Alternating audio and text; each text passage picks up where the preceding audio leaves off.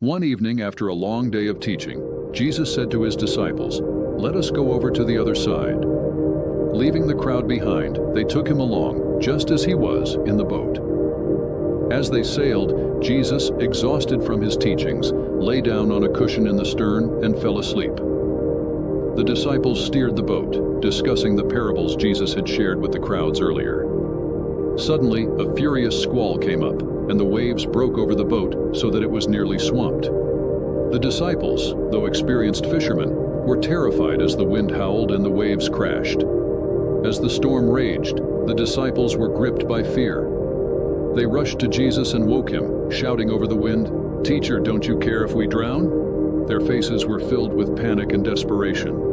Jesus got up, rebuked the wind, and said to the waves, "Quiet, be still."